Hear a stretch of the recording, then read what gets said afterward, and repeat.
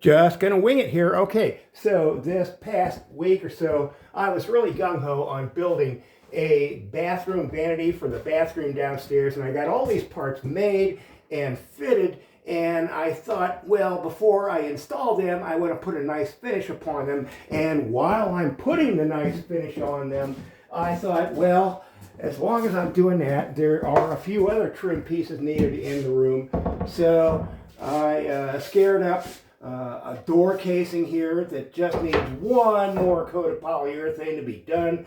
Likewise, a piece of baseboard, which I've done some extensive repair on this.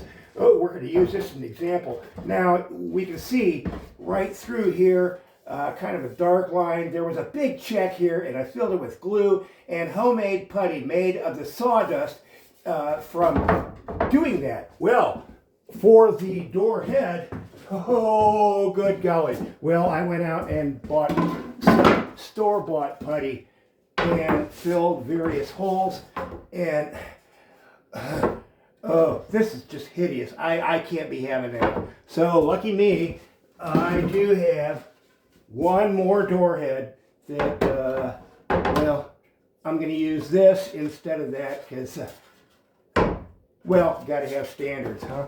All right, so about the paint thing, I concluded that the reason I'm not getting the satisfactory finish that I want is because there is just way too much dust in this room.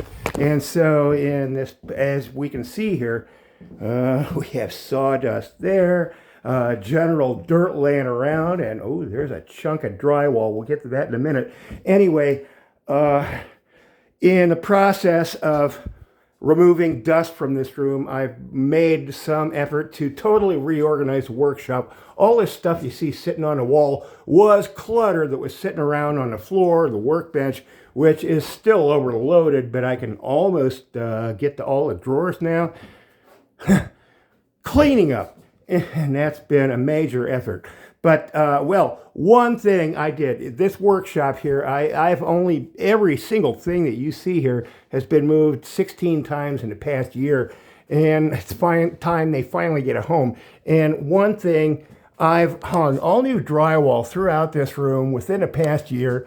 There's our smoke detector and our light, and I never quite finished the ceiling down at this end because, well, we have the original trim around this window here, and for me it's kind of essential the craftsmanship in that stay in place.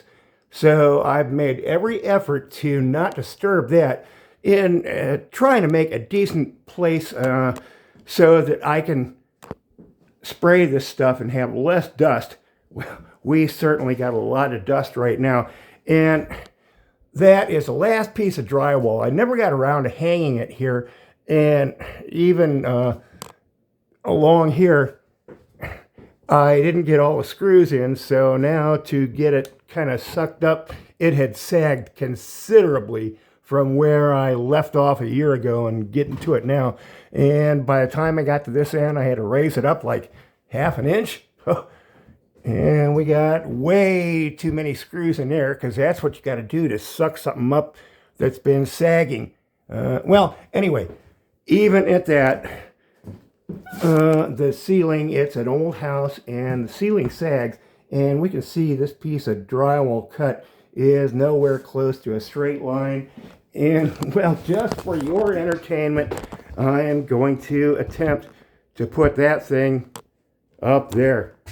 I think we can change to this, and here's our shot. And I did what I could with the lighting here. I know I had to block out the window. Whoop, that more like it? Okay, so what I need to do right away is get a whole bunch of these drywall screws.